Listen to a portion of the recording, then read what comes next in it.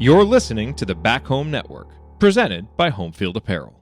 Saw the games. Physical basketball I was at the games. versus You were physical not. fouling. You watched them on YouTube. Anyway. I saw the games. I watched the games.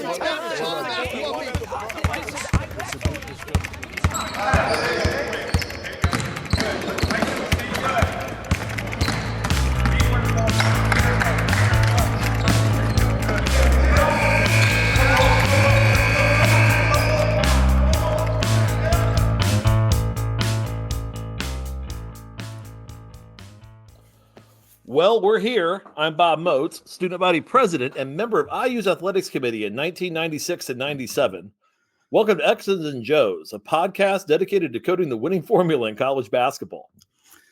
And I'm Mike Weemuth, co-founder of the vast right-wing conspiracy Student Government Ticket in 1998 and roommate of one Lionel P. Twinkles Esquire. Welcome you to episode 14, Nightfall, Perspectives on the End of an Era. Recorded on the evening of July 23rd, 2024. So, Bob, our pals at Assembly Call took a long and frankly well-deserved hiatus from broadcasting their pod recently. And it occurred to me that, we could have teamed up with today's guest to stage a secret coup d'etat within the network while they were asleep. You can take the guy out of the conspiracy, but you can't take the conspiracy out of the guy. Exactly.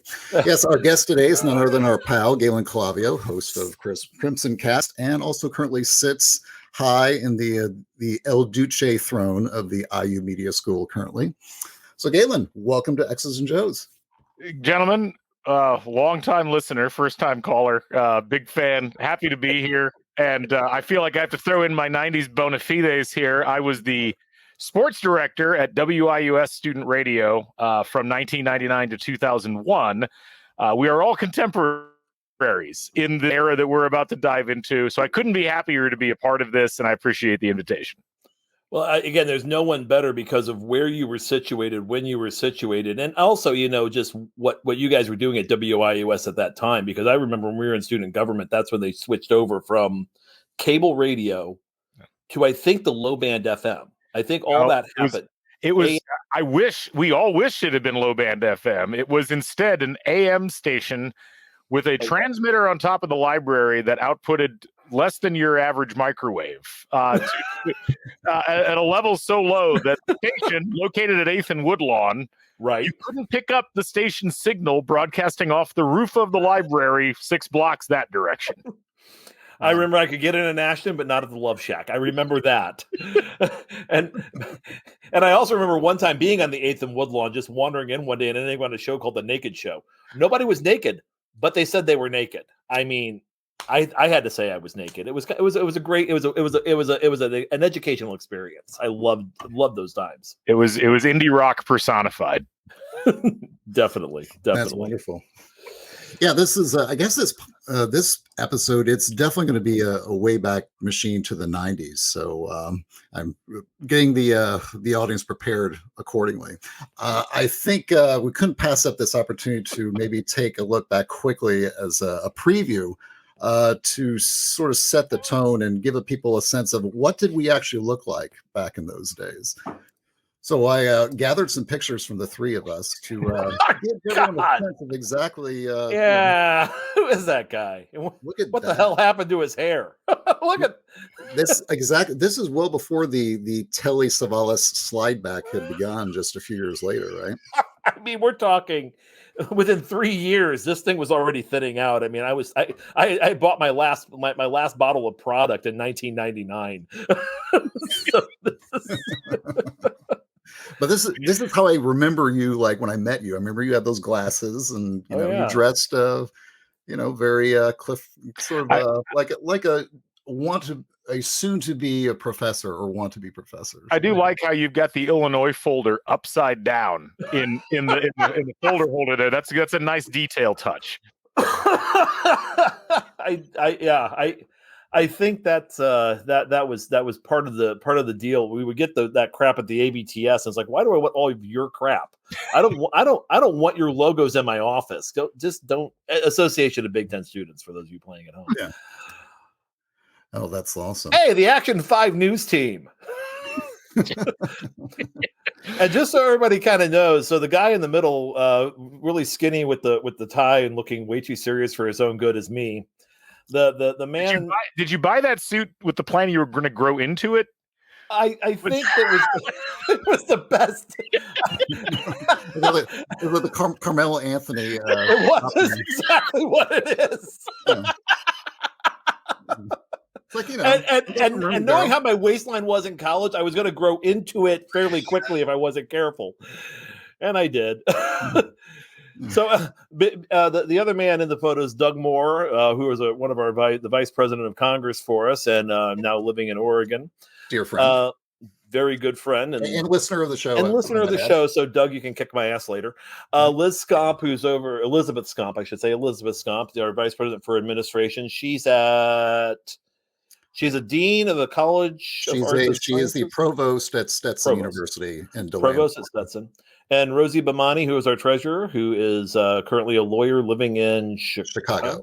Yes. Yeah, she's in Chicago. Yep. The three of them were phenomenal to work with, and obviously I'm the ugliest person on the ticket, so we just keep moving on and we go from there. This is masterful. I'll never forget the first time you met Galen and he brings this up. I'll just leave it there. I don't remember a lot from that year of college, but I distinctly remember this. And it never occurred to me that these worlds would come back together again 20-some years later. Somehow, exactly. Yes, just to give people a sense. So Bob was president of the IU student body, and was it 96, Bob? Is that right? 96, 97. Yes, that's right. Yeah. So in 1998, I co-founded a joke ticket with a good friend, Brian Cogswell, called The Vast Right-Wing Conspiracy. And the plot was hatched actually at a lunch at Nick's with the idea of having a ticket that would disband the student government, whereby we would take all the funds from the yearly expenditure and spend it on ourselves. Well, time-honored tradition in politics, we have to say, right? Exactly. At least they told the truth. Yeah, the tagline was the stuffing. Lionel's stuffing is actually the money. Yeah, exactly. Yeah, we ran with stuffed animals as our our two other executives. Yeah, I remember they asked me at the IDS, so why are you running? And I said, we're running for monetary gain and self-aggrandizement. And that became a sort of tagline for the famously held a press conference where you came out of your primary platform was you came out against hate. Which was a bold statement to make in that era, Exactly. Yeah, my co-founder Brian said he had a good one. He said, "Vote for us, and you'll never have to vote again." And as you can imagine, that the administration loved us. Yep. So every time we'd see, Miles Brand or Ken Gross Lewis or whoever was at the top of the time, just give us very kind looks as we passed by.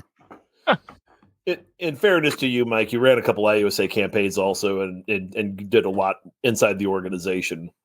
Yeah, exactly. But this is your best work. Yeah, exactly. This is at least the one that everyone remembers. So yeah. And then finally, looks great. Yeah, that was back before I knew I could grow hair. So this was a still from 2 days after Bob Knight got fired on MSNBC at 7:30 in the morning from WTIU headquarters. So that was an interesting day. We can get into that a little bit later. Yeah, look like you're ready to head to Paris Island. I do. I think I just come from Paris Island, actually, with that haircut. It's. I remember I didn't have a whole lot of great clothes because I was a radio guy. Like, we don't really have to dress for anything. And I remember my dad watched me on this, and he called me afterwards, and he's like, "Why don't you go to like Men's Warehouse?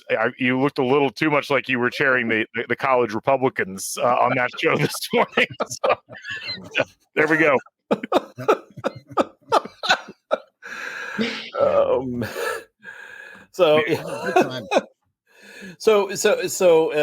Now's as good a time as any to mention that we are sponsored by Home Field Apparel. who sponsors not just us, but the rest of the great shows on the Back Home Network, including Galen's Crimson Cast. And, there's no better time to also bring up that Home Field has, again, we talk about a lot of vintage IU logos, but especially one, if you really like the logo, that if you're on YouTube and you're seeing this is over Galen's head from that era, the IU, the IU oval logo. Doesn't look too bad in a more red versus crimson. Doesn't look too bad on white, but we never want to wear it with black football uniforms, correct? I mean, it's funny you say that, because in another room in the house, I actually have a framed black Versigatis jersey from that game. And so I was at that game. It was Indiana versus Kentucky. You were at that. We were at that game. So we were going to lose by that much to Kentucky regardless of what we wore. So I've always felt like the oval got unfairly blamed. I always note we've won multiple national championships with that oval. Granted, It was in soccer, but we've won multiple national titles with that logo. True. Very true. And there was some very electric offense after that first season that was enjoyable to watch. And I have somewhere buried in another box my IU oval sweatshirt. So I mean, it's definitely one for the ages, and one that if you want to advertise and represent yourself as a child of the 90s, I don't think any collection is complete unless you have it. You remember, Bob, how much gear I was loading up on with the black, coloration scheme at that point compared to what was happening before. Because, for those of us who look like the Joker anytime we adorn any hint of red clothing, the black oval was an absolute godsend for our sports wardrobe. So, yeah, I remember when that came out, I ran to the student union into the store and just went down, grabbed as much as I could, because I kind of knew that it might not last. And I still have a lot of that stuff left over from 97, 98. So. Yeah, so exactly. So if you, again, going back in time, go to www.homefieldapparel.com and check out, the oval as well as other great lines from their vintage collection. Great. Yep. So where to begin? I will say, before we begin this first segment, remember, Bob, when we were planning this show, the whole podcast back I guess it was last winter, you and I were going through a list of,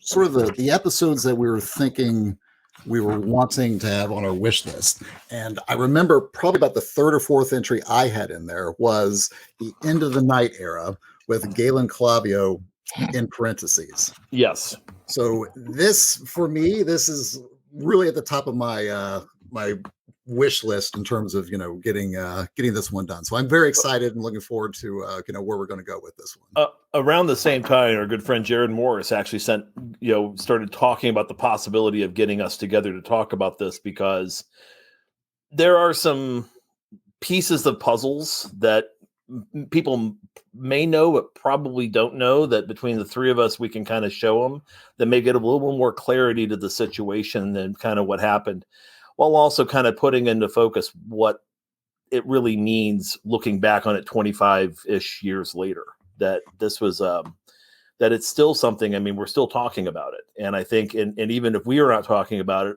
people still talk about it. And it's still an identification with the program. So really, I think to start the framing of this conversation, there's a idea that, we'll talk about the kind of the end of the beginning as well as the beginning of the end. And the closing out of the breaking away years is how I kind of look at that. That when the day went from plaid jackets to sweaters, after the 84 Olympics, after the Michael Jordan versus, shutdown in that 84 tournament, and then the Samson-less Virginia team beats IU to go to the Final Four. It felt like, there's more of the conversation with this, but it's like around that time we start looking at it, kind of the program is some things start changing a little bit. I remember, so Galen, I know some people may already know this, where do you hail from originally in Indiana? Well, I was born in Terre Haute. My mom's family was living in Clinton, but by the time I was 5, we had moved to Battleground, Indiana, which is an exurb of West Lafayette. So that was essentially where I spent almost all of my schooling, was in and around the West Lafayette area, of all places. So were you? And you were always an IU guy, though, right? 4th generation IU guy. My great grandparents went there, and my grandparents on my mom's side, and all the way through. And my parents met in Bloomington. So yeah, we're very much an IU family from the word go. And so you were the one kid up there, right, that was wearing cream and crimson to school. It's funny because I thought I was, and I got mercilessly heckled by Purdue children there who were really a very nasty bunch. I found out later many people were IU fans, but were afraid to show it. I was the only one who was not afraid to show it. So That's very brave of you. Yes. Well, I was probably just stupid and didn't know better. But hey, in 2nd grade, when I'm able to walk into school at the beginning of April wearing an IU national championship shirt, that felt pretty good. Oh man. Get one of those kids and bring it. When you get one, you can wear it. That's right. Get back with me. Have They never did, believe it or not. So, Galen, have you ever compared notes with Jared Morris in terms of your upbringing in West Lafayette? And it's funny, we've talked about it some. Jared went to West Side, went to West Lafayette High School. I went to Harrison. And those two schools are rivals. We were not conscious of each other's existence during that time period. But we have talked a bit about that, just that experience of growing up there and being in that mix. Awesome. And, it's awesome also that in this podcast, 2/3 of the participants here are Union Hospital children. It is one of those things that I feel like I have to explain it once I say it to somebody, but I'm glad that I'm with someone who I don't have to explain it to. So I remember when you told me that the first time, I was like, wait a minute, you're a Vigo County dude? Well, it's funny because Clinton had its own hospital, but it didn't have a maternity ward. And of course, as we found out later, the Angel of Death was working there for about 20 years. Yeah, I remember that guy. We were much safer in Vigo County. Yeah, so, and you could walk to that hospital from our house in Clinton. So it's probably best, all things considered, that I was born at Union Hospital. Awesome. So yeah, well, my parents actually met at Indiana State. So there's but I get that. It's like, luckily, My mom worked at WBAK for like 6 years as an on-air personality. Really? Back when it was Channel 38, yes. So, and my dad went to Indiana State, got his master's degree there. So there, it's all kinds of connections we're finding. It is. It's amazing. So we all grew up kind of at a time where we realized that Indianapolis. How would you guys best describe Indy at that time? Right, that time right before the Colts, or right when the Colts came and they really weren't very good. Well, this was purely in the India no place era of the city. I mean, it was a slightly better branded Akron at the time, I would say. I mean, it was not a place you wanted to go. It was pre-Circle Center Mall. It was pre RCA or Hoosier Dome. There wasn't a lot to go there for, and it was weird because I think it was still kind of figuring out what it wanted to do culturally, and Bill Hudnut was certainly making a lot of moves to help out and try to make it the sports capital, at least the amateur sports capital of the world. But I mean, I don't remember going to Indianapolis on purpose for anything other than to drive through it to get somewhere else until probably 88 or 89. And that was for a Colts game. And it was like, we got in and got out about as quickly as we could. There was a Sears, a Sears second store, like a Sears scratch and dent store that was someplace on the east side.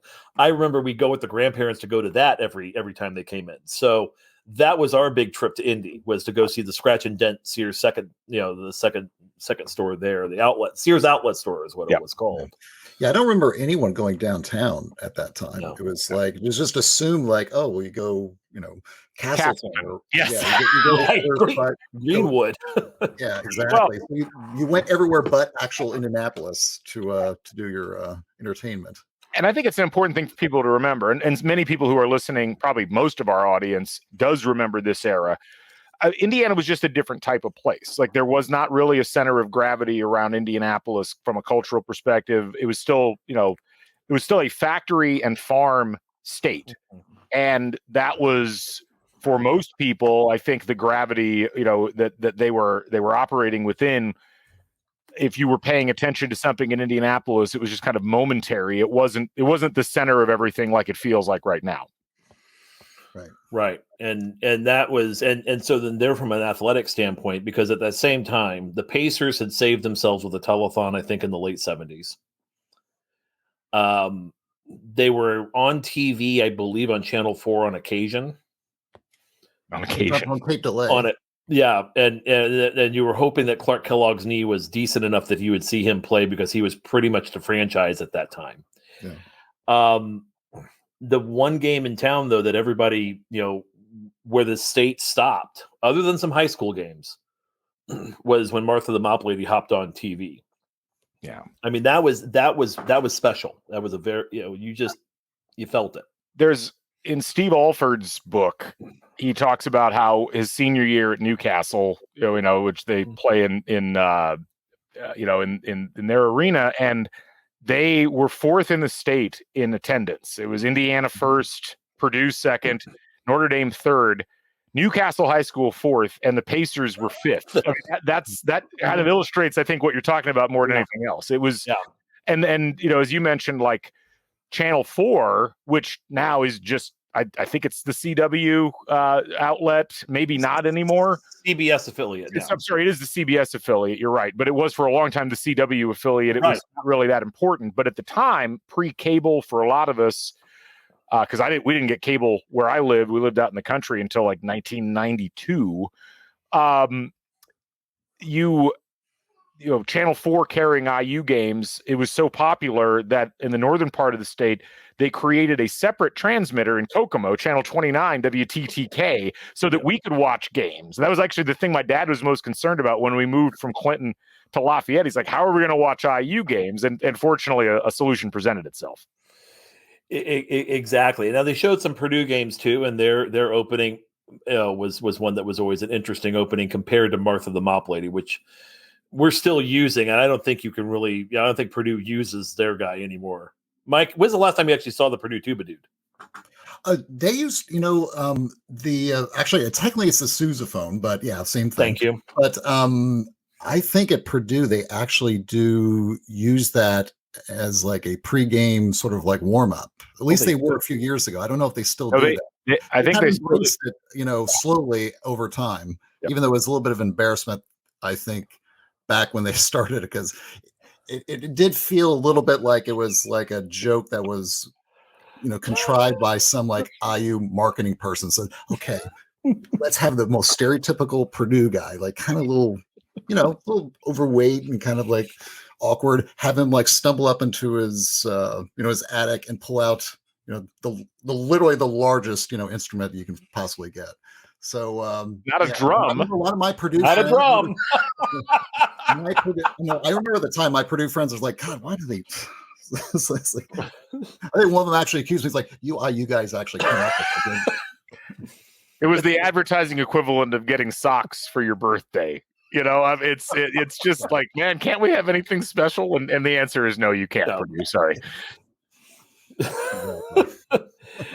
But so it was, again, it was just a different time in that decade where you're sitting there in the 80s. The world felt like it revolved around Bloomington, and Bob Knight was, I'd even say, this is even before John Mellencamp became kind of the guy from Indiana. If you went out of state and you said you're from Indiana, Bob Knight was pretty much the first person you would hear. Like he was the face and the name and the persona that was associated with the state of Indiana at the time.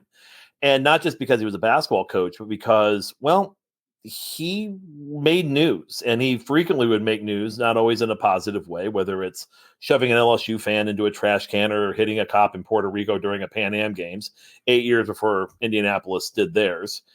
But there were instances and just instances where he always looked like he was getting, he was throwing a fit on the floor, where that persona just kind of leaked into, that's the face of the university and the institution. And then eventually he was, bigger than the state. And so you'd see t-shirts, Bobby for president, Bobby for governor, those types of that sort of persona just continued to grow and continue to, just entrench itself in the state, I think. And in our minds. Yeah, it was an interesting time because, Knight had his background. I think if he hadn't coached at Army, if he hadn't been in the New York market, I don't know if he ends up having the outsized media persona, but because he was at Army for 6 years, everybody knew who he was, even if he wasn't coaching St. John's or a big program. And then he comes to IU, and within 4 or 5 years, he's won a national title. He's gone undefeated. He wins another national title. He wins a gold medal. His Q rating at that point was about as high as you could get in sports. And it's, you can go on YouTube now. I mean, there's a Dick Schaap, like a 10-minute interview that he did for some ABC, it might have been Wide World of Sports. And he was such a compelling figure because he won, and he represented something that I think the national media, it's like when they do these like Heartland pieces where it's like, well, let's go look at real America. And it kind of felt like they looked at Knight as real America and this compelling figure and this like almost oddity who just happened to be the best coach in the game of basketball, or at least college basketball at that point in time. And he just happened to be connected with Indiana University. And that branding almost became like inextricable from each other. They were so closely paralleled. Yeah. I always noted that, in sports, obviously, if you're a sports fan, you know who the major coaches are, right? But there's always this sort of like dividing line between like pop culture and sports. And it's very few like sports figures that can actually sort of like break through and actually enter into some notoriety within pop culture, especially in college. I mean, like, pro players, people see the advertisements for, Jordan, the best football players, soccer players, they're kind of everywhere. It's really hard to break through in college. And I remember Bobby Knight is probably one of the few, coaches that could ever actually do that. Because if you think about it, like, and we talked about this in the last pod, just Dean Smith. Like, I asked people in New York state that, I know, who are not necessarily big basketball fans. It's like, do you know who Dean Smith is? They say, no, not really. Maybe a few of them would just vaguely kind of remember the name. I asked them, okay, do you know who Bobby Knight is? Same people, again, not basketball fans. Oh yeah, that's right. The angry guy, the chair, the red sweater. He was instantaneously recognizable in terms of, from a branding standpoint, like, yeah, that's the basketball coach at Indiana, and everyone, even outside of basketball, knew who he was. Well, it's like, I mean, with coaching at college level, but even at the pro level, most coaches weren't that demonstrative, and if they were, they weren't very good. And you have famous football coaches, obviously, you have Bear Bryant or Joe Paterno, but you didn't see them very much because the action's on the field, and the coaches aren't really visible when you're focusing on the field. With basketball, you are seeing the coaches, and they're on screen most of the time. They're a huge focal point of the action, and unlike Dean Smith, unlike John Wooden, unlike some of the other like leading lights in coaching at the time, Knight was so compelling. His actions drew so much attention. And again, he won. And so, it was like this perfect storm where it was so easily documented on television, and he was perfectly happy to talk to the media. And he had this superiority complex about him that everybody found fascinating. It's like, how can this guy act this way? And yet he did. And it seemed like it worked. And it felt like a cultural phenomenon that you just don't get normally. And it's hard to explain now to people when everything is a cultural phenomenon because everything gets profiled. But at the time, sports barely got mentioned on the news. Like it was an afterthought of an afterthought. But Knight was somebody that everybody, including your mom, who doesn't watch sports, was aware of in one way or another. And everyone, again, he created an opinion. Like, everyone had an opinion about him, good, bad, indifferent. And in Indiana, you didn't hear a whole lot of the bad. There wasn't a whole lot of indifferent. It was kind of a back and forth where that was the situation. I'd also say he could tell a hell of a story. Yeah. And that was the great thing with Bob Knight, was he was probably the best talk show guest in that era of coaches, or really of sports personalities, because you'd sit him down on Letterman, or he'd do morning call-ins with Bob and Tom, and he would generate news just by what he would say in those interviews. And when we kind of shift into, okay, as we start talking about the first cracks in the facade, moving past that area, you start getting more of that national exposure. And the world is kind of changing relatively rapidly. ESPN starts doing games, so it's not just all local media. You have more national voices that are beginning to start chiming in. You pick feuds with guys like Bill Benner and Robin Miller loved a good fight, and Bob Knight loved a good fight. And I think that in some respects they were kind of good for each other in that regard. But then John Feinstein was kind of the first guy to really kind of shine a light. And, as Indianapolis is rising, as Cowboy Bob is getting less airtime, as all these things are happening, John Feinstein says, okay, can I follow you for a year, coach? And coach says, sure. And he's on the brink. Incredibly naive of Knight. And this is the thing about Knight, as intelligent of a guy as he was, for him not to think about the implications of putting a Duke trained journalist in his locker room for a full season and expecting just like puppies and sunshine and rainbows to come out of the portrayal. It still ranks to me like it proves, I think, nobody is infallible in terms of their thought process. And it was interesting. And we talked about this in our pre-meeting. There's two books that become seminal in the changeover that you're talking about and how Americans view sport during the same time period. One of them is Season on the Brink, which documents the 85-86 season with Indiana. And the other one is Friday Night Lights. Friday Night Lights, of course, focuses on, Midland, Odessa, Texas, and high school football, but also the culture of adults around it. And the people of Texas in that area were aghast at the way that they were portrayed. I have no question that Buzz Bissinger portrayed them accurately. Mm-hmm. I don't think they ever thought that they were going to have those portrayals in public. And I think for a lot of people, particularly people who are on the coasts, who are looking in at Middle America, they're like, what is wrong with these people in the Middle America that this is considered perfectly normal? With Season on the Brink, the same thing happens, but it happens with Bob Knight. Mm-hmm. And and I think from that point forward, suddenly it was like, well, we've got a full documentation of how Knight operates. And it's a very interesting book. If you've never read Season on the Brink, you absolutely need to go read it.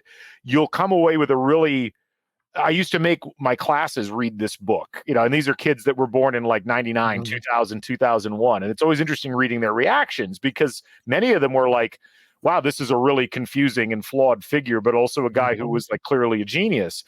And that's really what you should get out of it. But what a lot of people took out of it was the profanity, was, the kind of, physical like abuse or on the verge that kind of seemed like it was hovering over a lot of the interactions.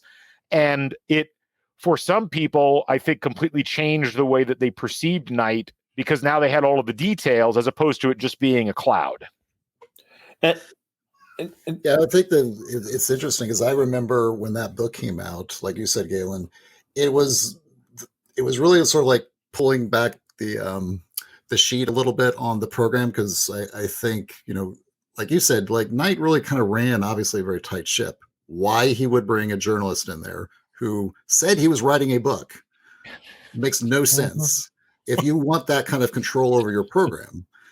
And yeah, I totally agree that, who knows what he was thinking at the time. But you're right. I think in the public's mind, there was a sort of out of sight, out of mind assumption about the program. Look, the kids are, they're graduating, they're playing well, they're winning games.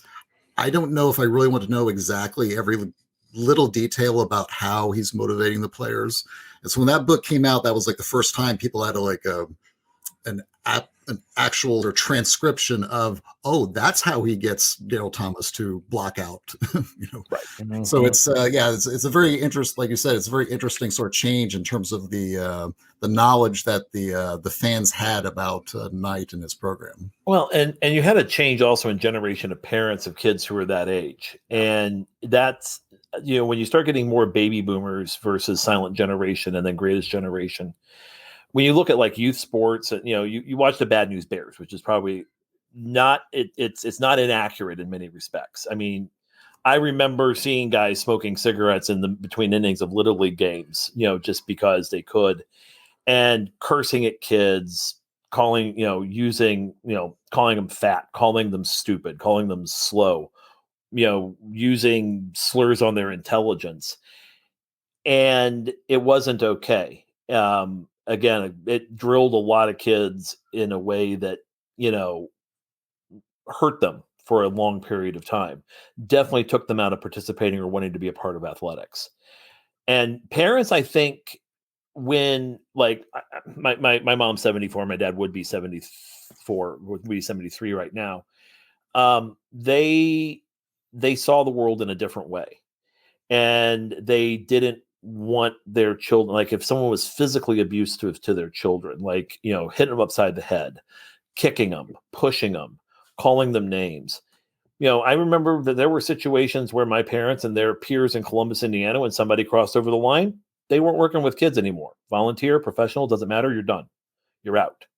And that was kind of a mindset that a lot of folks didn't share. And there, again, in some places that wasn't always the case, but I know that even in times before then, I think a lot of them remembered going through some of that abuse and going through some of those sorts of, and realizing that, well, if we're going to stand up for our rights in other areas, we can stand up for our rights in this one. And yet it was still so omnipresent, maybe not physical abuse as it had been a decade or so earlier, but verbal abuse was just standard operating procedure. If you were growing up especially in the Midwest in the 80s, 90s, I mean, gym teachers were yelling at you. And it was just like, it was just a normal thing and no one thought of it. And it was just considered to be part of the culture. And all you heard was, oh, you think that was bad? Think about what it was like 10, 15 years ago. And it is jarring now working with young people a lot and having, been at this, teaching for a while, to think that was even something that we just kind of shrugged our shoulders at, let alone actively encouraged maybe a generation earlier. But that, again, it's like, and I think this whole conversation is fascinating because it's hard for people to get their heads out of judging moments based upon the moment in time and the cultural mores of the time versus where we're at today, which makes this an interesting thing to try to translate to the younger members of the audience, because all of this probably sounds like something that would be hard to fathom in the current environment. Yeah, exactly. Yeah, I think I always think about, there are certain institutions where that kind of behavior is probably a little bit necessary. Obviously, you're going to the military or something like that. You definitely need, some honing both physically and emotionally to get yourself to be prepared for something as violent as a war. But obviously basketball is a little bit different of a case.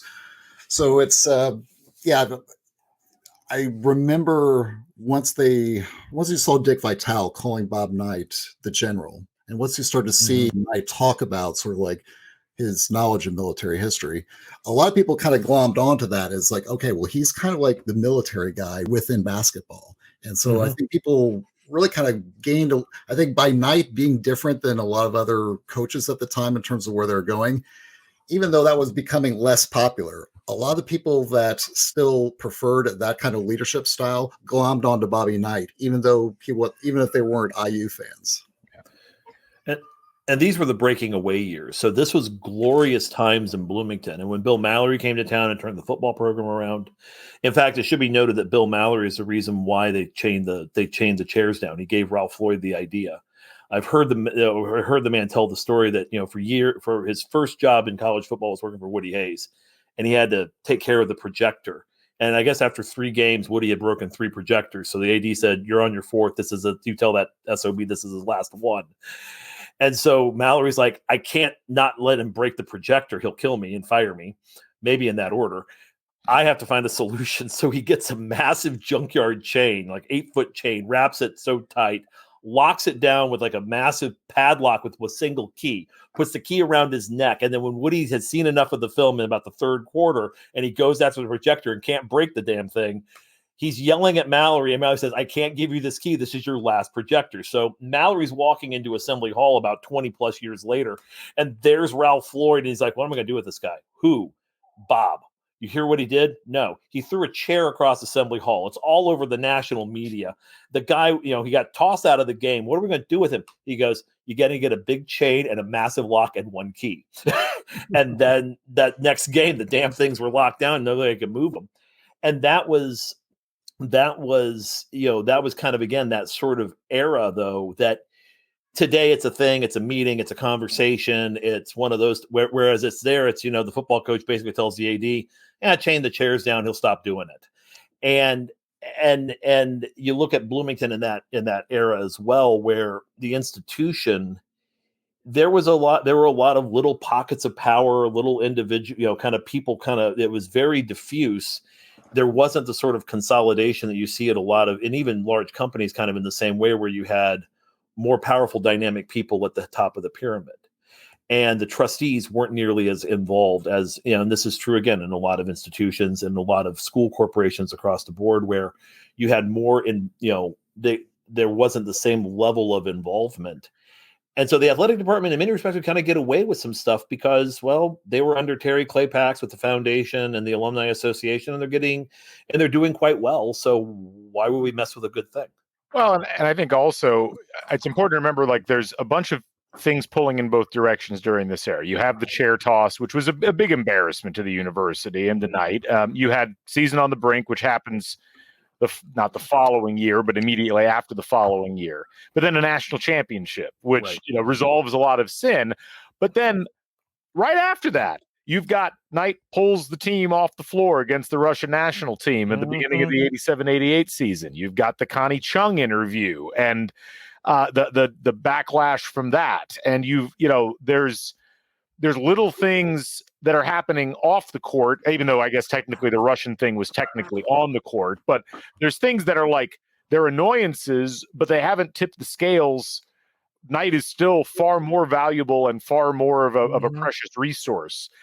But then things on the court, like little cracks start to appear in the facade. I think the thing that probably, from my memory, and maybe you guys will disagree with me, felt like in retrospect where the scale started to tip, even though we didn't see the effects till about 4 years later, was Eric Montross deciding to commit to North Carolina, because that seemed like a layup. That was exactly the player they needed. It's essentially, you could look at it as a reason why they didn't win the national title in either 92 or 93. And it's like, this guy was never even interested, it felt like, in going to Indiana. And all of a sudden it's like, well, did the spell start to dissipate for Bob Knight? And then what effects did that have on his overall positioning going into the 1990s? Because that recruitment was happening at the tail end of 89. Right. Yep, I think that was kind of the segue almost. You think about like the 80s, obviously, with the championship, and then the Jay Edwards year in 89. So there felt like there was, momentum that was kind of picking up. And then obviously you get the 89 recruiting class, and that obviously was buying you, a few more years of success. So, there was obviously still an upward trajectory that was going on at the time in terms of, recruiting and sort of at least the sense that the program was moving the right direction. But like you said, Galen, that you started to kind of notice that it wasn't quite, you didn't feel like maybe the program was pushing down the throttle all the way. It was like, maybe they're kind of like in 4.5 gear, and at some point this is going to start to maybe catch up with us at some point. And there were also rules changes. I mean, the big one was, of course, the 3-point line coming in to existence in 86, 87. And the year before that, the shot clock, 45-second shot clock, which still felt like an eternity. But, people, and again, you have to understand like how important Bob Knight and Dean Smith were coaching wise, and how much the way that they coached the game ended up affecting those rules changes. Right. But, they were both harmed by those, and they both had kind of a renaissance immediately after. Indiana, Final Four 92, should have won a title in 93 without the injury. North Carolina wins a title in 93, but that was kind of the end for both programs in terms of the level of outsized success that they had during the 70s and 80s. Right. And to say that, again, if you watch, and Galen's done a wonderful thing, follow him on YouTube with the IU games from the past. One of them is the 84 game, which is probably the last demonstration of motion of Indiana versus Carolina motion and Carolina multiple offenses and defenses. It's a clinic in all those areas, including Bob Knight running his delay game at the time, because both of those coaches understood possession control, and the shot clock takes possession control. It really mitigates what you can do with it. I'll put it that way. So around that same time frame, John Ryan leaves the presidency of IU, replaced by Tom Ehrlich. Tom Ehrlich has about a 6-year period, and and you have the '92 Duke game where I remember I've heard some alums say in the past that there was that was kind of their watershed moment when they saw that first half may have been the last, the kind of with the tipping point, the beginning of the end. I think there's a good point to make that you can kind of see the dichotomy of 85 being right in the middle, 86 being in the middle. But, for a lot of alums who were kind of 10 years older than us, they kind of felt like at the moment when that second half collapse against Duke, and they just felt like he just kind of gave up. And I've heard them say that before, the frustration and those types of situations where that Duke game was kind of, and it was almost felt like there was a passing of the baton, a changing of the guard between him and Krzyzewski. Fast forward, Tom Ehrlich leaves the presidency. He announces his leaving in '93, effective June 30th, '94. That last year of Tom Ehrlich, though, I remember there was another one of those on-the-court incidents that I actually witnessed, and it was the Notre Dame game. And what a lot of people don't know about that game was that it wasn't just what happened with him and his son and kicking him or the chair, whatever version you're into. But that was the night that Indiana University brought the members of the Indiana General Assembly to show the campus off and invited them all to the game. And I can tell you that I was sitting there in my little tie, looking like a college Republican, which I was not, looking across, and it's a media timeout. Pat had just taken a 15-foot runner that he just fired off the backboard.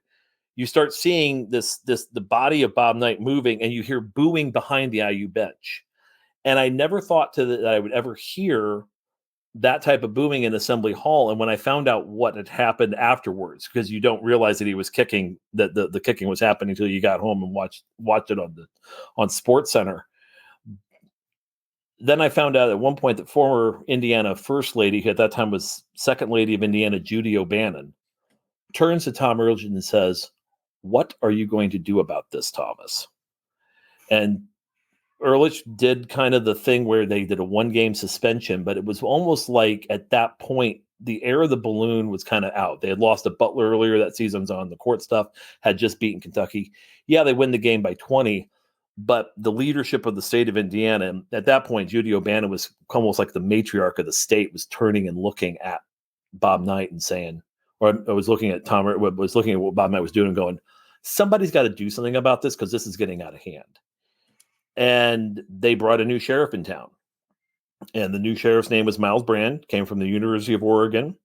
Best known there for eliminating, I believe, several schools when they eliminated their property tax.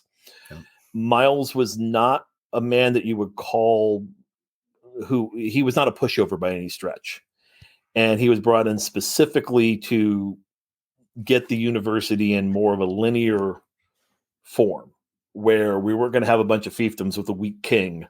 We need to get everybody kind of in the same direction where institutionally we have more institutional control over what's happening in all these different units and all these different groups.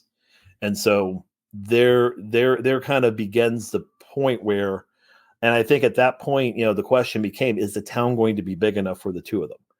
And when we come back, we're going to talk about how the town looked after Miles came to town with Christopher Simpson and their families.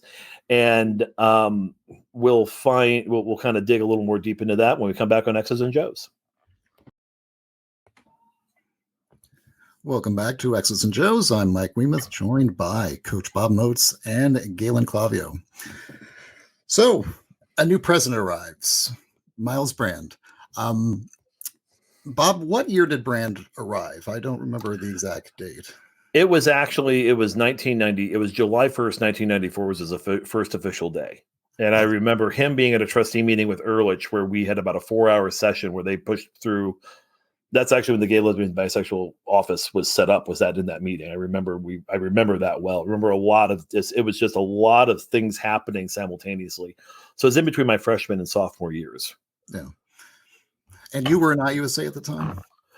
Yeah, I was. I was working as I was a director of what was called Inter-University External Affairs, which was basically I went to other campuses and represented IU for us for about 2 years.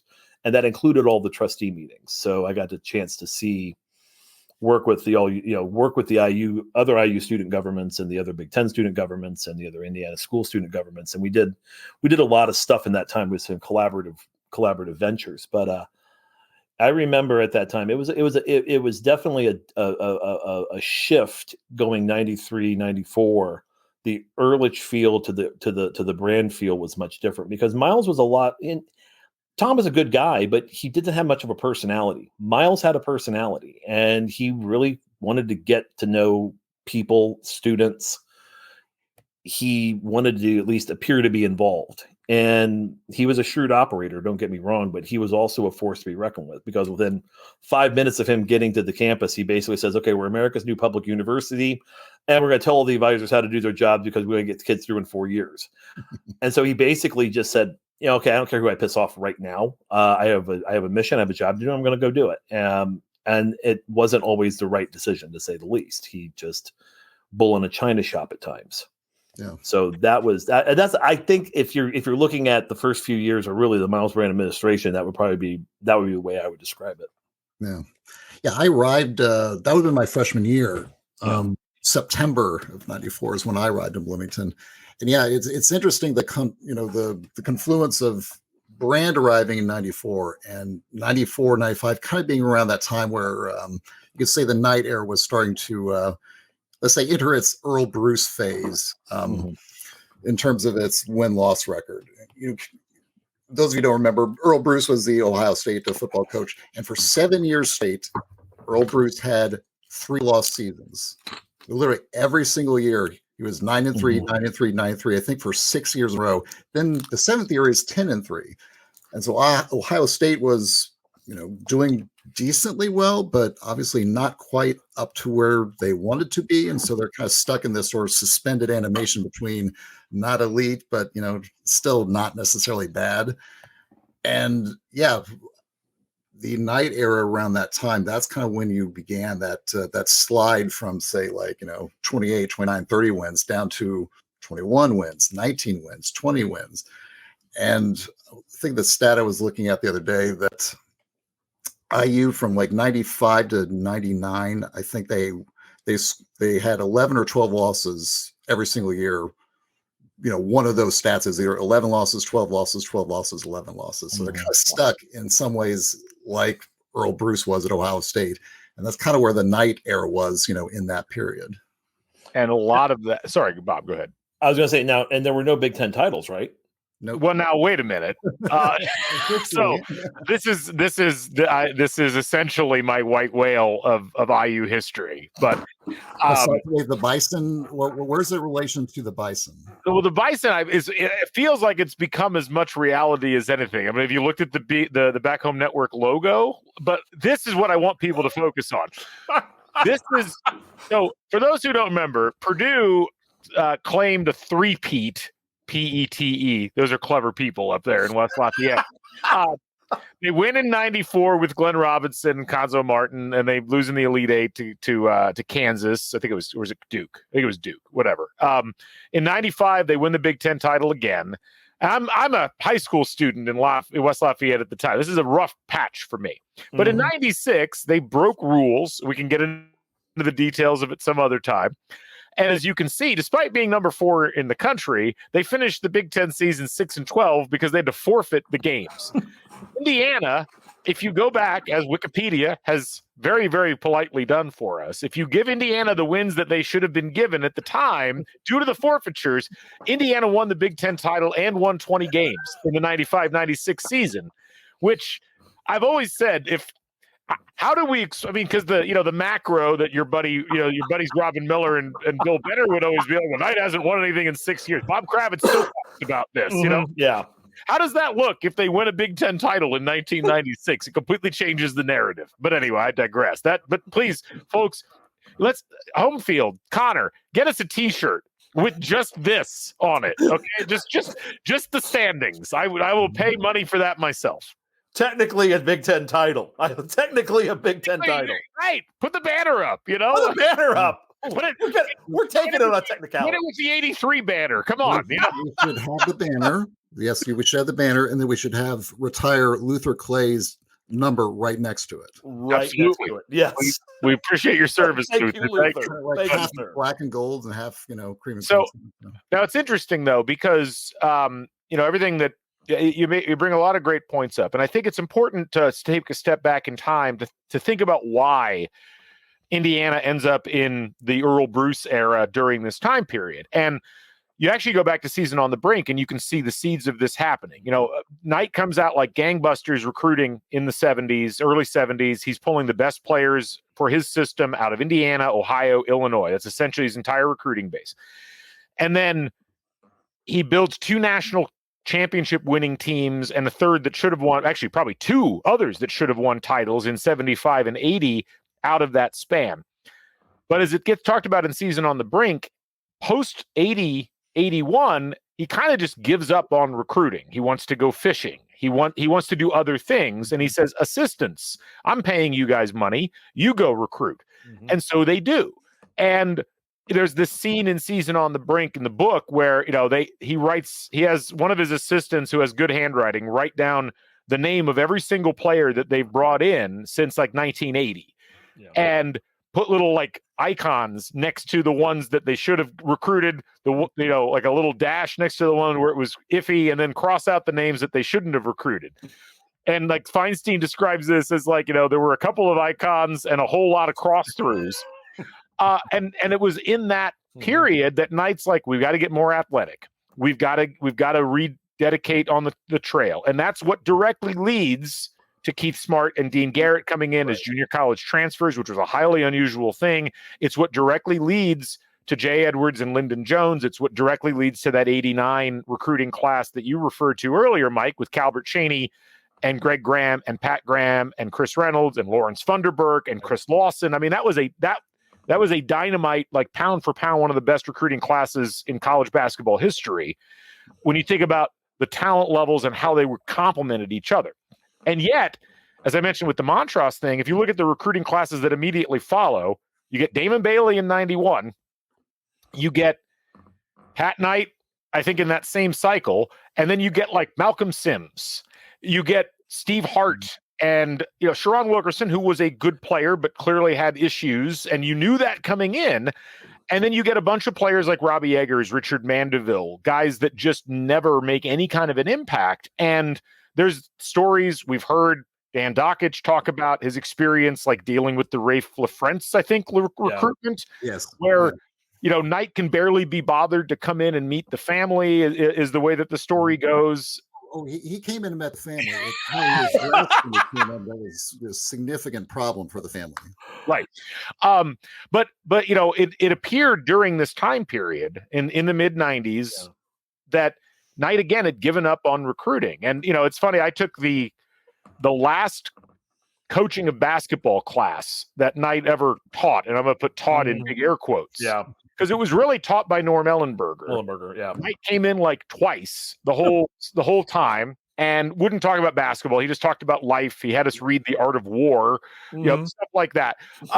But it was that to me was always a great avatar for the problems with the program, because Knight was, he was busy, going fishing with the King of Spain, or accidentally shooting his hunting partner in the back in Wisconsin while hunting grouse. That felt like what his real passions were.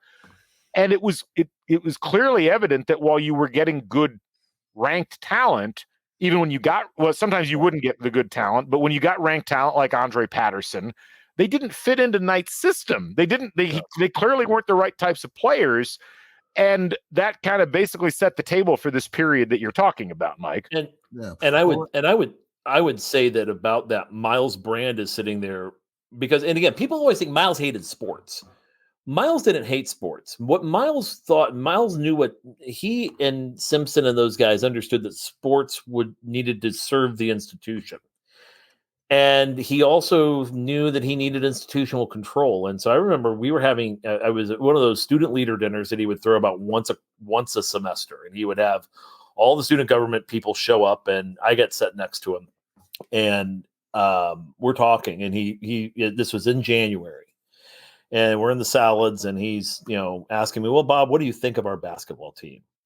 And I go, well, and this is that 95-96 team. And Miles didn't realize that was a Big Ten champion. Big Ten champion, 95. Big Ten champion, 95-96 team.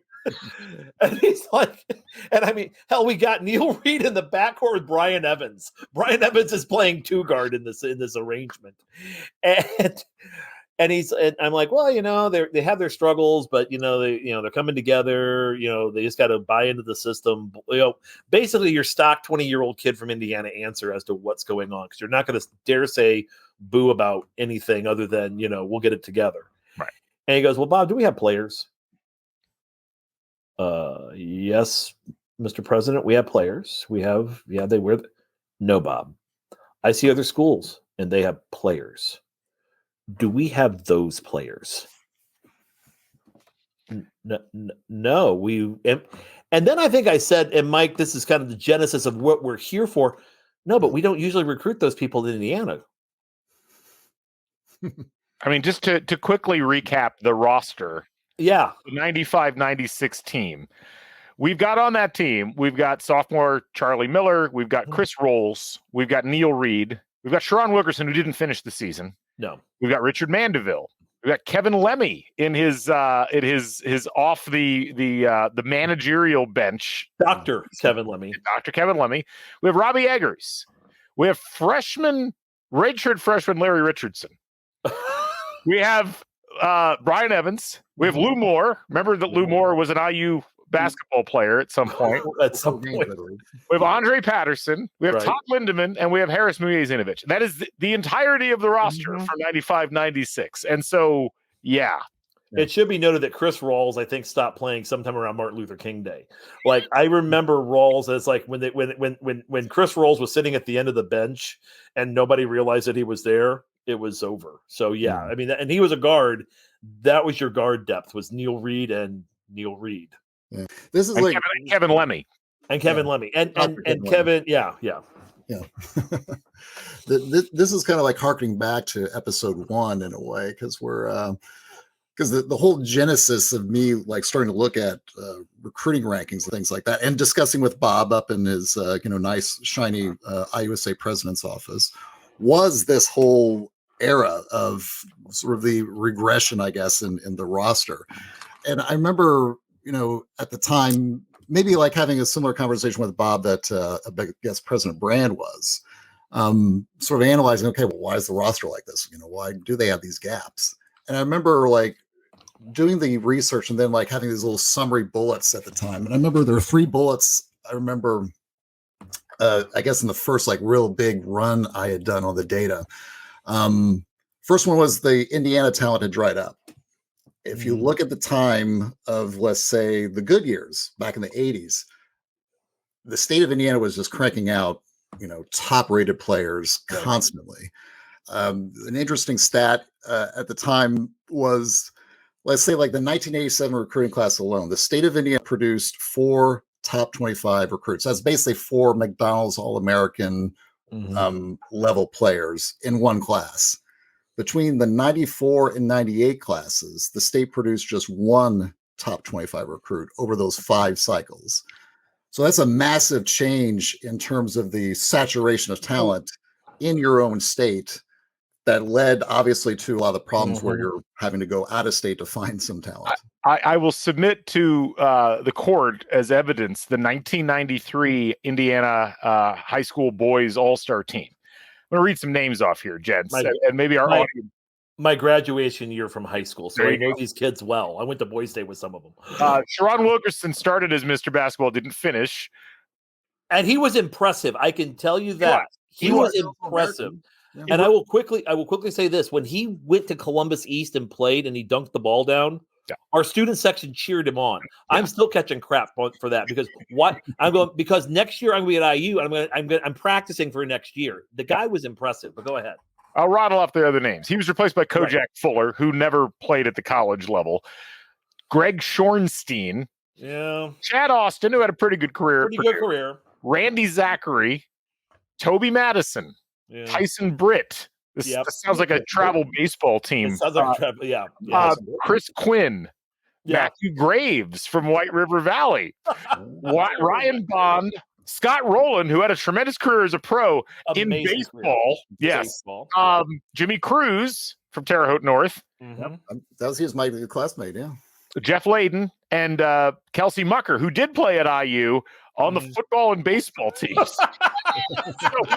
and I love to say that was the only year, but 94 has a similar problem. 95 has a similar problem. So like it was really and we have a whole nother podcast to do to talk about what the hell happened to IU high school basketball talent during this era. But just needless to say, after having gone through and looked at the evidence, it was bleak at the time. So you did have to look outside your borders, no question. Exactly, yeah. And that was for everyone. I mean, Purdue obviously had to do the same thing. That's why, again, maybe the Luther Clay problem, because he was not from Indiana, may have had some origin from the dry up that happened in Indiana. But also, at the same time, the other bullet I was going to mention is what you had talked about earlier, Galen. Indiana obviously was pulling in a lot of talent from Ohio and Illinois. I've gone through like the list of like, especially in Illinois, if you look at every year from like 76 into like the mid 80s, IU was pulling out more high school Americans out of Illinois than Illinois was. Right. Lou Henson was bitter about that as we were at the press conference. When they had that incident where Lou Henson called Bobby Knight a bully and he's raping the state of Illinois for talent, people thought, he's just talking about Isaiah Thomas.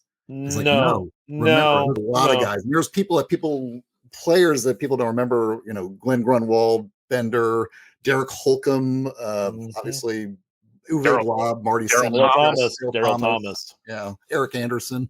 Yep, so that's kind of where the origin was. It wasn't just like one player. It was just like over time, Indiana was just constantly pulling out really good players out of Illinois.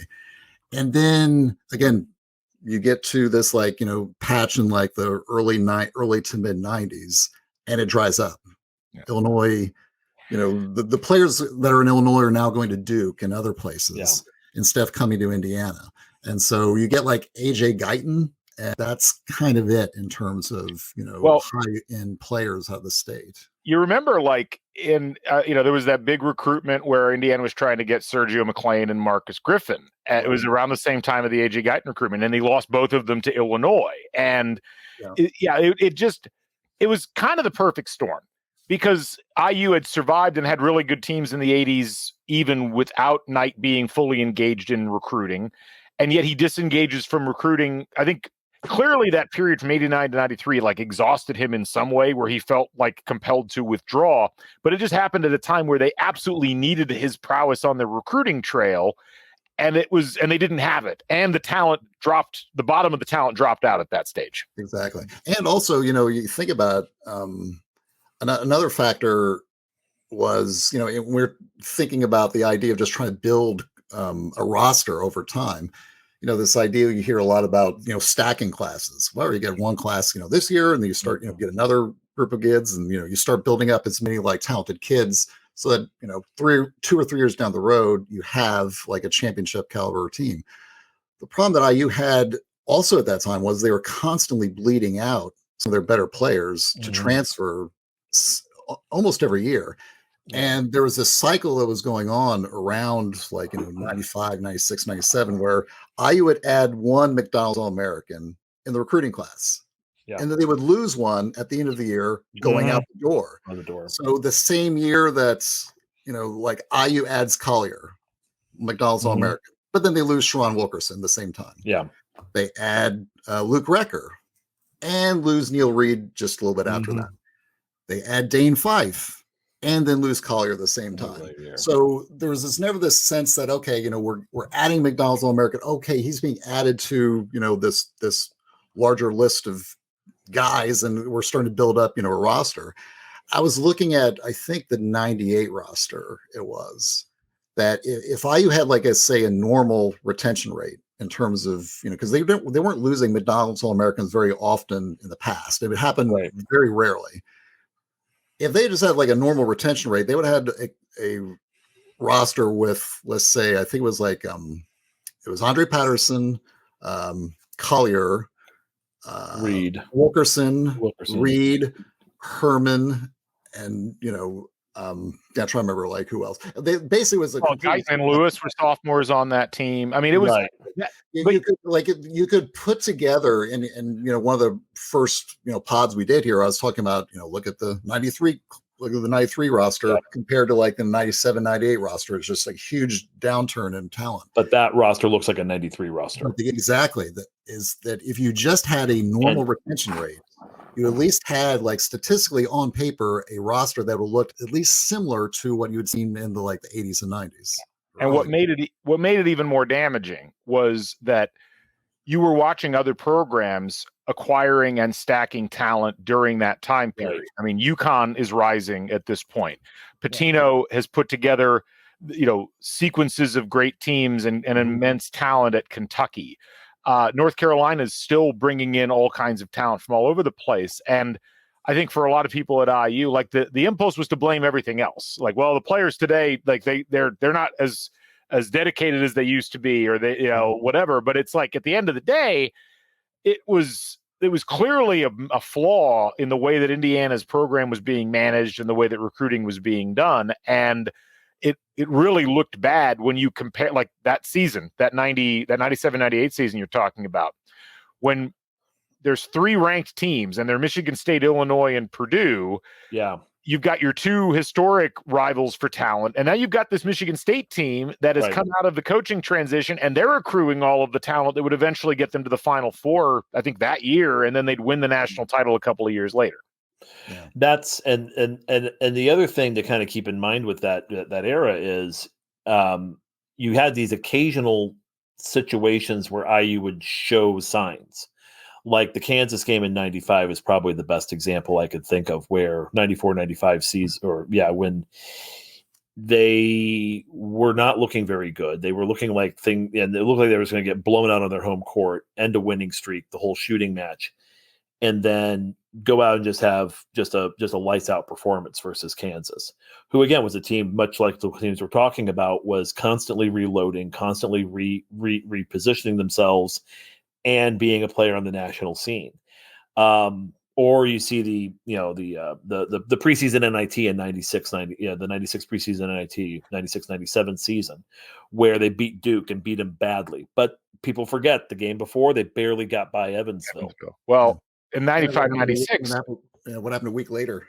I remember. 95, 96, the Big Ten championship winning Indiana starts off that season by losing to Duke and UConn, getting destroyed by UConn in the Great Alaska Shootout. That's right. Losing to Kentucky at the RCA Dome, losing to Kansas at Kemper, and then losing to DePaul of all teams. I remember that game. Yeah.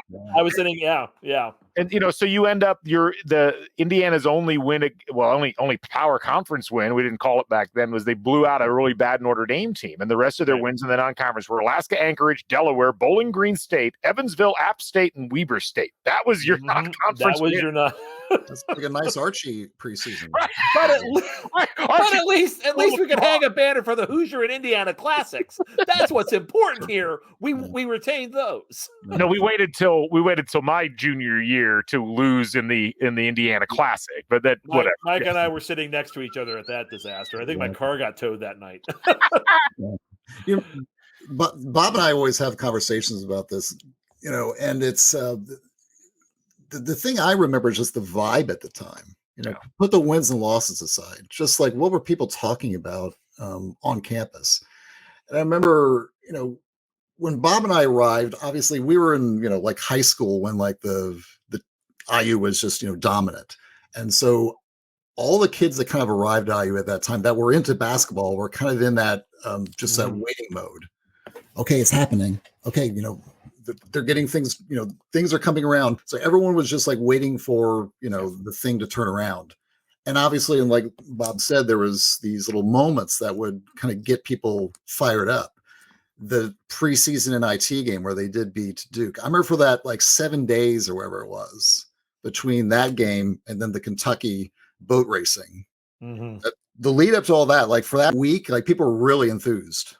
Yeah. And everyone was like, okay, we're back. Everything's going, right direction. And then, of course, Kentucky like just blows IU's doors off. So, yeah, I think that was always just one of the problems is that just you think of that almost like a politician. It's just that the numbers were always bad, kind of going down, it seems. It's like, because never get any traction.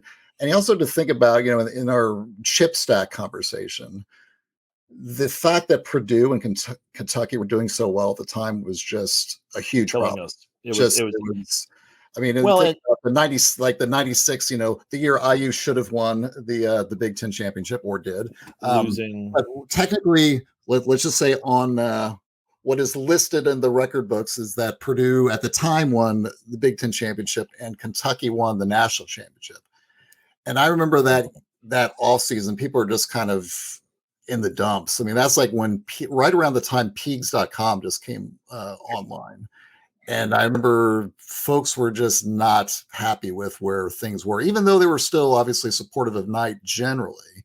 But you could definitely see there was like some factions that were starting to build that said, yeah, maybe if we really care about this institution continuing to, stay as something like an elite program, maybe we need to start to think of some alternatives. Well, and we kind of look at this from a standpoint, because systemically there were some other changes that happened to the game, and the first one was, the shot clock goes from 45 to 35, and that for many motion type teams was a problem. The second thing was, again, you had that generational change in players, because now you have players. The 3-point line does not become a part of the high school game until the 87-88 season. At least in Indiana. I think it's true nationwide. And it was the same as the college line at the time. It was 19 feet, 9 inches.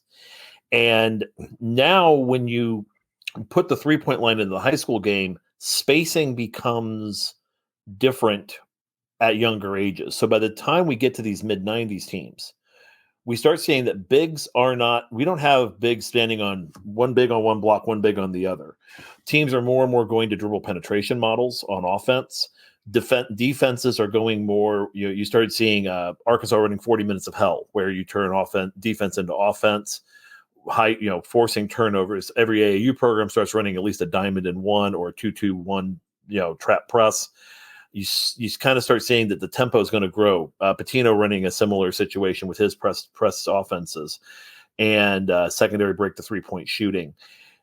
All of a sudden the game has changed. And so you get a guy like Andre Patterson and you're thinking, okay, well, Bob Knight's, trying to teach him to set back screens to get himself open, back screen roll, you're going to be open for the layup. Well, there were two problems. Problem one was you had better athletes in different places. Problem two was everyone's been running the same thing because almost every high school program is running some version of motion. And the third thing was the emphasis of the game was less on letting your screens get your guys open, but instead letting dribble penetration. We're starting to see the first movements of that, and you only have 35 seconds to get this thing set up in. And so a guy like Patterson is looking at this going, I'm more of a front of the basket player. And if I do go post, you're going to have to do it differently versus me going up to down. You're going to have to let me kind of figure out how to kind of get there and doing it that way. Defensively, you also had a team that was very good at packing the lane, very good at stopping passing penetration, very good at stopping size. And then all of a sudden, Chauncey Billups goes out and shreds you. Kentucky goes out and shreds you.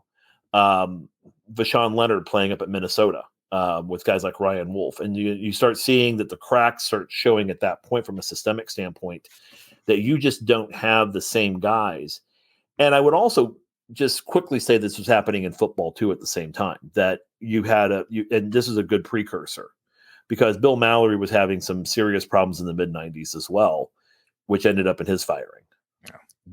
Well, I think it's important to keep in mind, like there was a transition that starts to come out of this, because you had these doldrums, and it felt like it lasted forever, Mike, but it really only lasted about 3 years, because and this is where I think time and description makes this whole era feel like a morass. It's funny because, like, for as much as Knight's offense got criticized as being old and out of touch, this was a top 25, top 20 offense for the last 4 years that Knight coached at IU.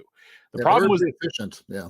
The It problem was efficient. The problem was the defense. The defense fell apart during this time period. They were 70th in KenPom in 1997. They were 75th in 1998. And you think this is Knight's bread and butter, but he really struggled. And it's largely the lack of athleticism that we just talked about with the players that Indiana had, and the lack of adaptation to the 3-point line and the spacing and the way that the athleticism is being employed that Bob's talking about.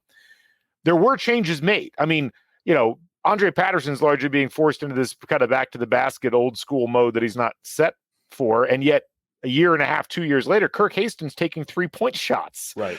There was an evolution both in recruiting and in the way that the team was playing. The problem was it came too late to really change the course that had been charted by this point. Exactly. Yeah. Well, one thing I always like, and I use your channel as an example for this, Galen. When people ask, like, what do you mean that the athleticism went down? I say, just go on Galen's channel, pull out the IU versus UCLA Elite Eight game from, was it 92? 92. Yep. Yeah. IU completely boat races a top-rated UCLA team. And when I mean boat race, I mean they literally just running like fast, but constantly. It was Graham, Reynolds, Meeks, Cheney were just completely beating UCLA down mercilessly and getting layups, dunks, for better part of the second half. Then watch that video. Then watch pretty much any NCAA tournament game IU played in the mid to late 90s against Pepperdine or St. John's or Colorado. UConn. Colorado. Yeah. Yeah. And you'll just see the difference. Like, not only is IU not boat racing these teams backcourts, it's quite the opposite. Our guys just cannot.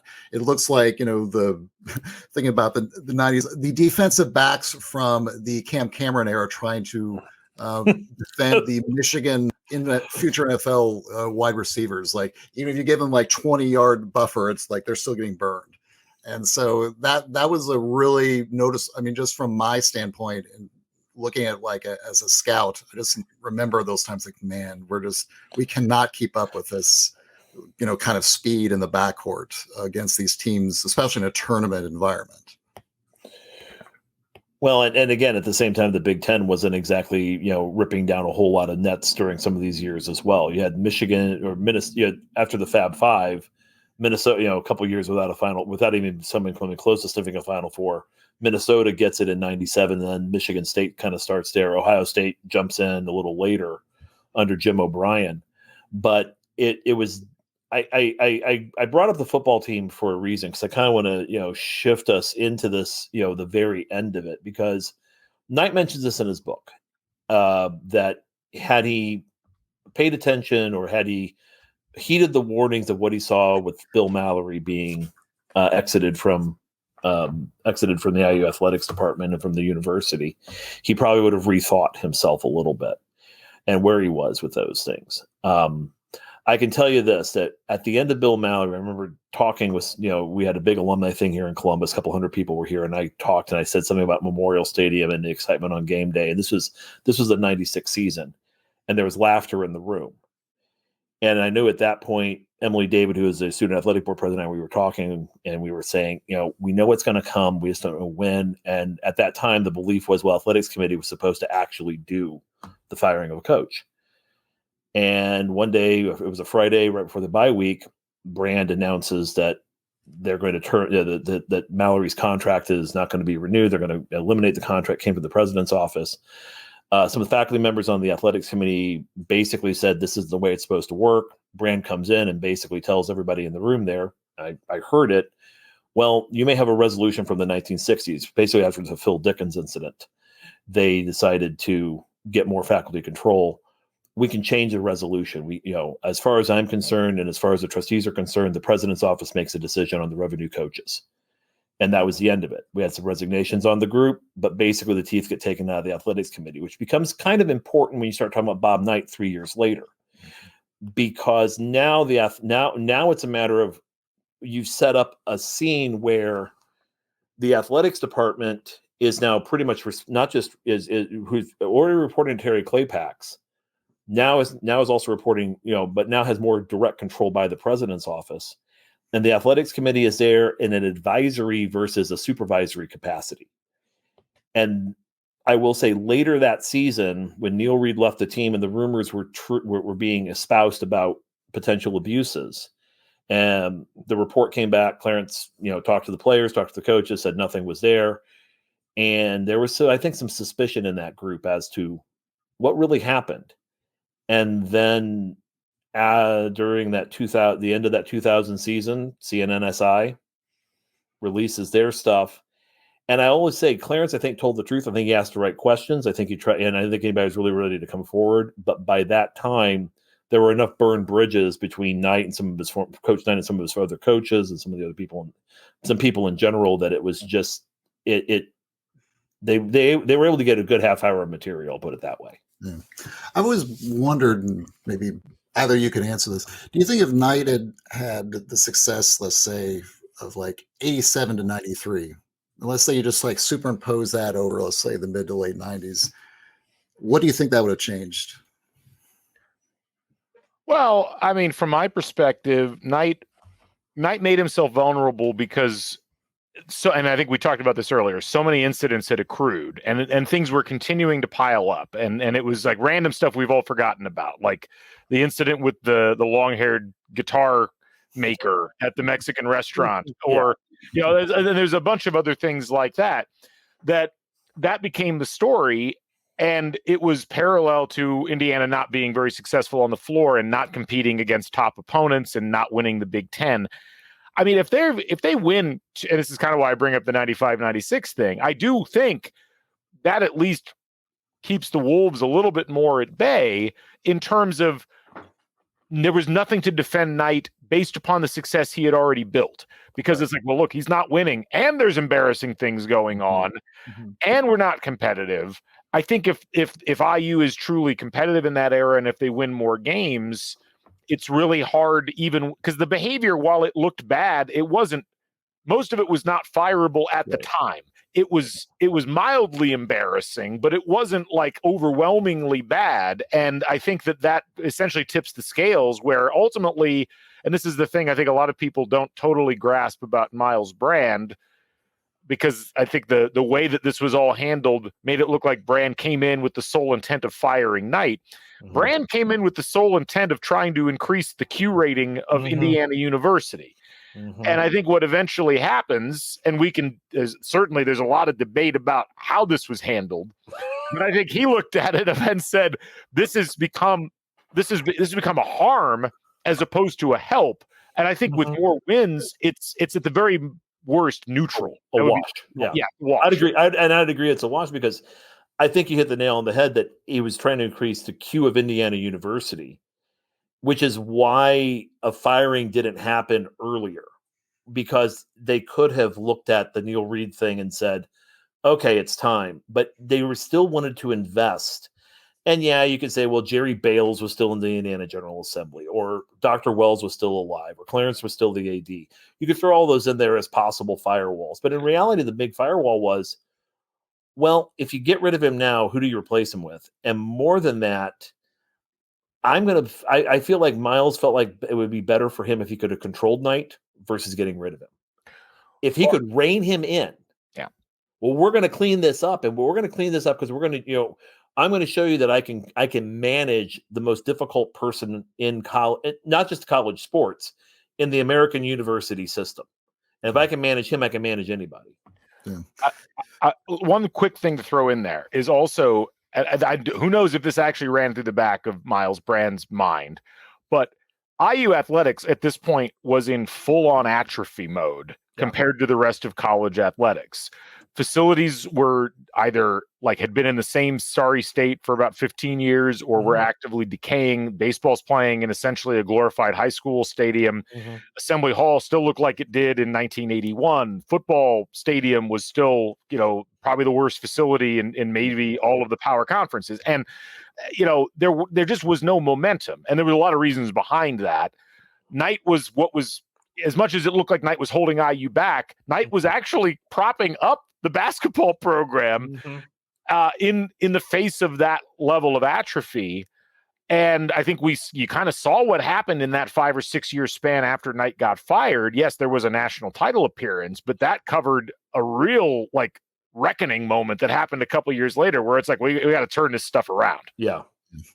Yeah. A lot of the chip stack theory that I've run supports, I guess, what you guys had said is that, yeah, it would, in terms of how much would winning have helped, I think it would have helped a lot. But it's almost like cross currents. It's like, this one current's like pushing this way, but then you have like something that's, pushing against it at the same time.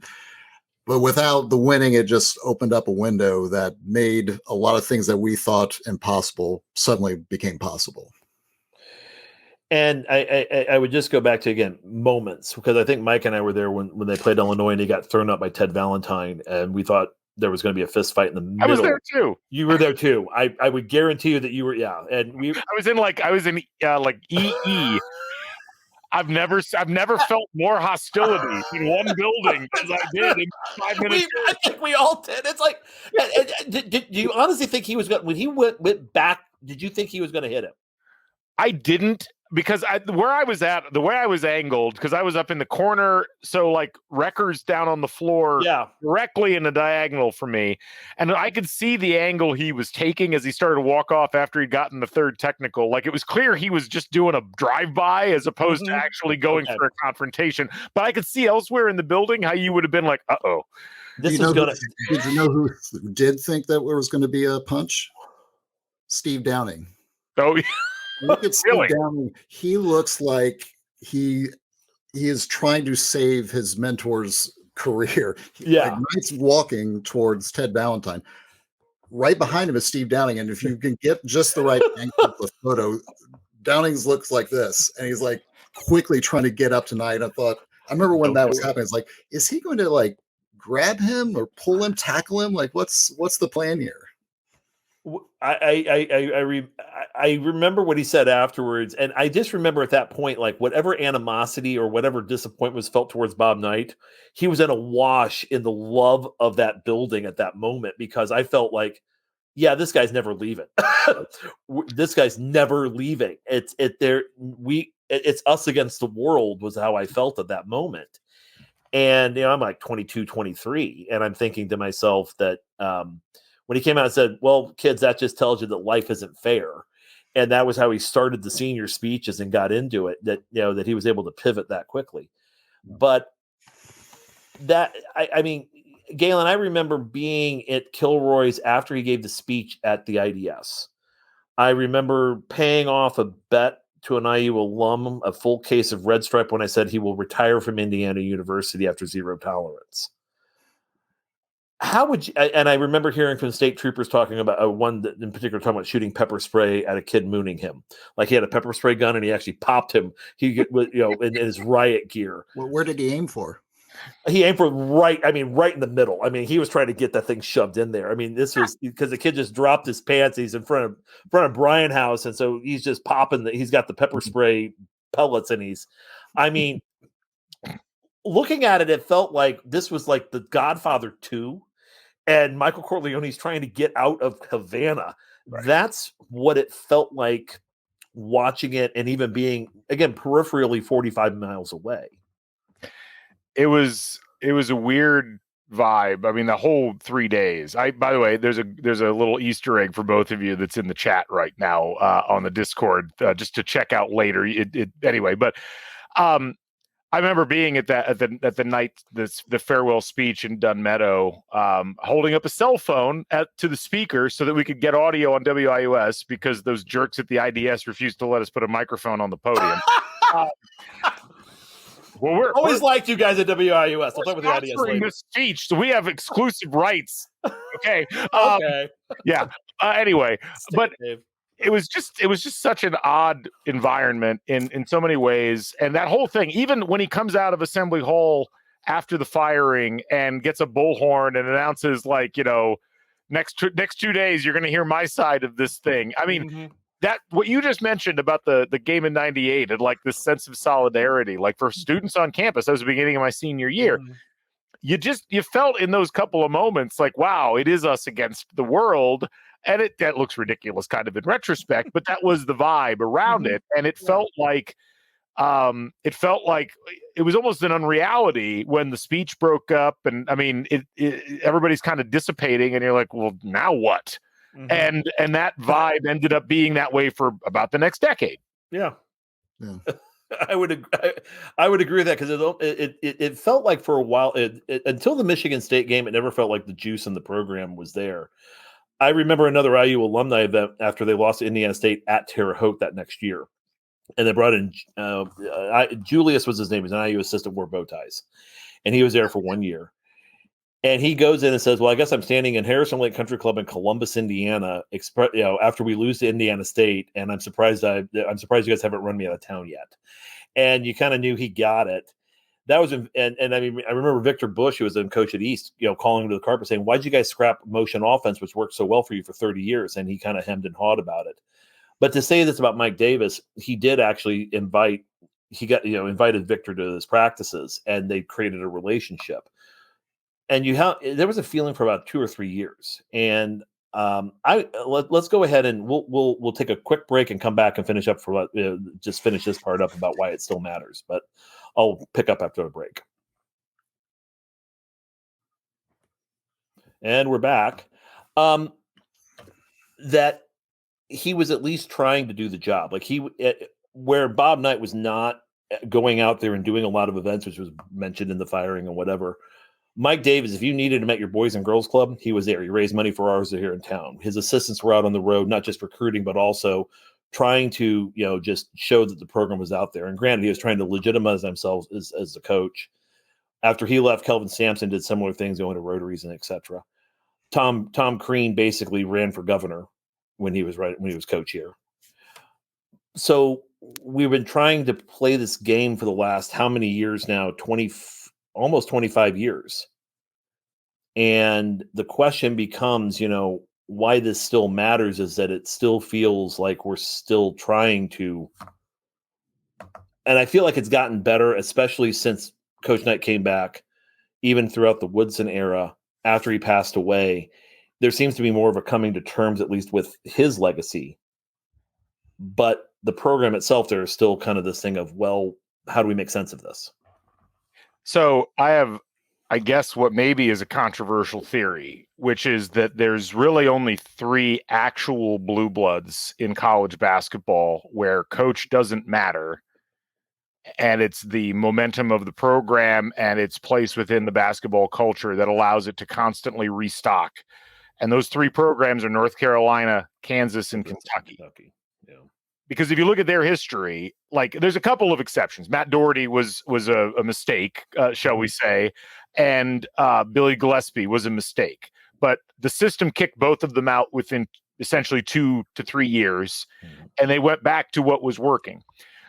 I think if you look at Indiana, I think if you look at UConn, I think if you look at UCLA, it becomes clear if you look at their history that their success, you can have great success there, but it is very much tied to the coach and what they're able to do. And if you look at Indiana basketball history, it's got essentially 2 moments, and they're long moments, where they are at the top of the college game. There's the Everett Dean to Branch McCracken period from about 1928 to about 1958, about a 30-year period of time where those 2 coaches who ran very similar systems, one was a protege of the other, they take over the mantle from Purdue and State. They dominate recruiting. They run a unique style of play that is based upon fast. It's where Hoosiers comes from. It's fast pace. It's conditioning. It's outscoring your opponents. Then you have this fallow period, which is helped along by Phil Dickens getting the entire IU athletic department put on 4 years of being banned from the NCAA tournament. But it extends in everything. Football, in everything. But then you have this whole period in the 60s where Indiana's getting good talent in the state and they can't do anything with it on the floor, except with the exception of the one random 67 season. Yeah. Then they hire Bob Knight, and you have, again, a roughly 30-year period of time where Indiana is at or near the top of college basketball, largely because of Knight being the centrifugal point of coaching in that period and his ability to recruit.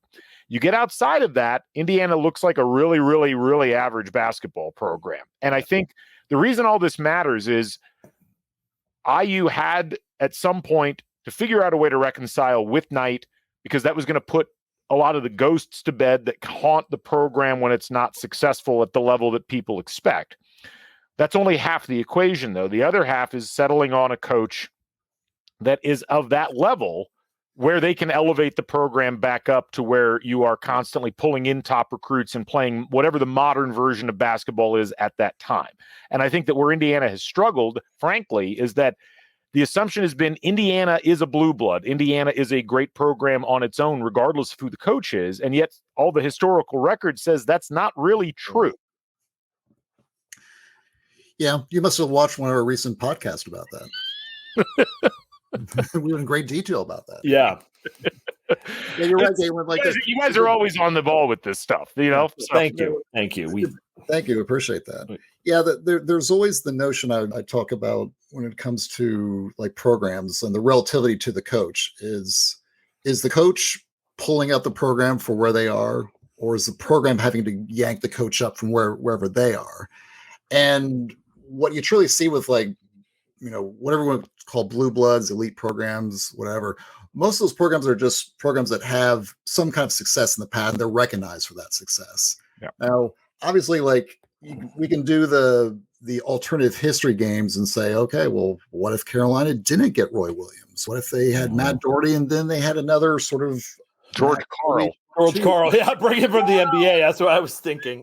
Exactly.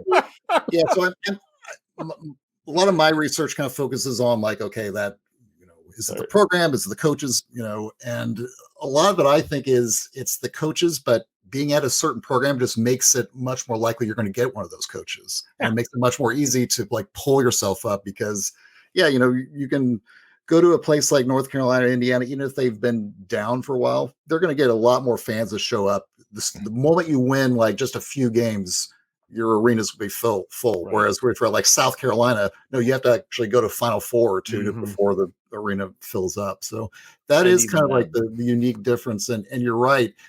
It is, but it's also true that if the program does not find and maintain that level of performance, yeah, there's really not much of a floor that's available for most programs. Like you said, Kansas, Kentucky, North Carolina, they can probably get away with a little bit more than just about anyone else. But clearly IU doesn't have quite the same floor that, let's say, UNC has or Kentucky has, at least from what we've seen. Go ahead, Galen.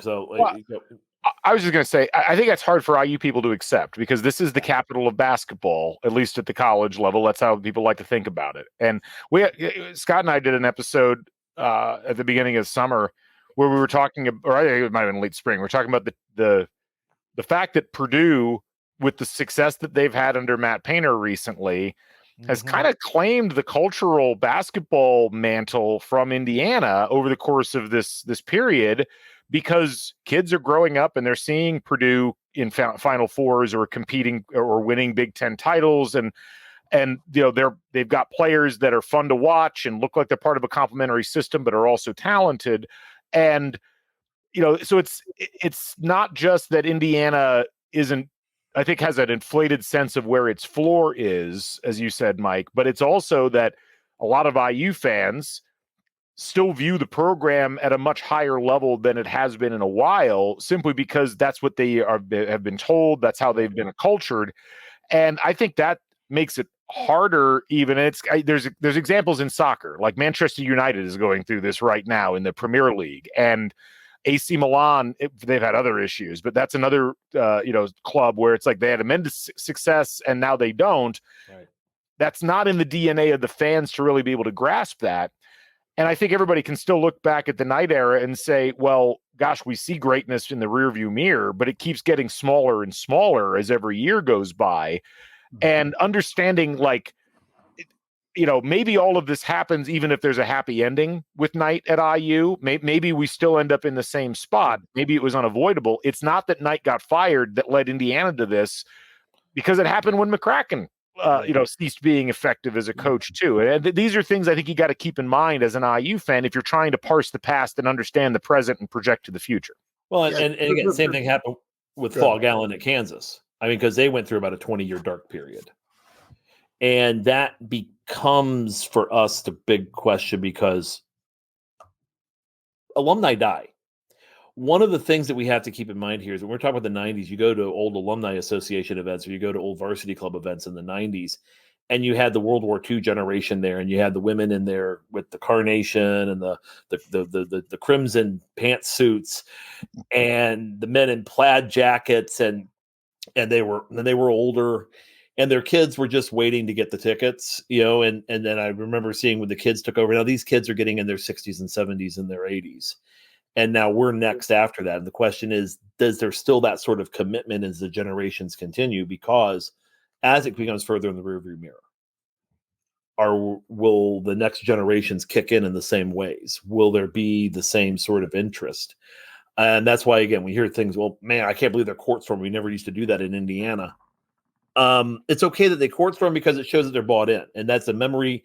Those memories mean cash. That memory means something later as that kid gets older.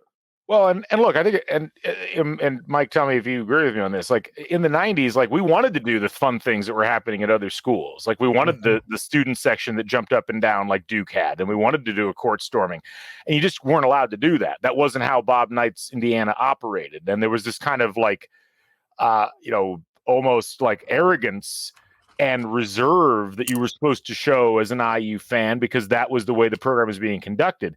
Yeah. But that, like, this is not applicable in the present era. Like, what austerity are you supposed to reflect when there's no, like, you could justify not having a fun environment if you were having a lot of wins and a lot of success. If you're not doing that regularly, it's hard to say, well, gosh, those kids shouldn't be doing that.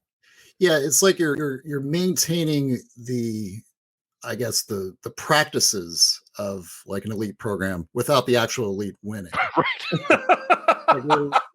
We're above, storming the court because we just don't do that here.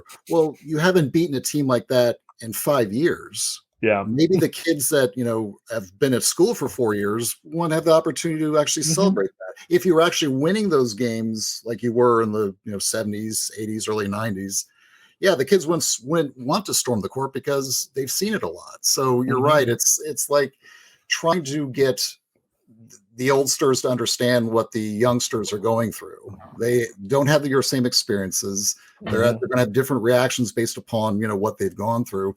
And yeah, I mean, it's kind of going back to the whole like expectations.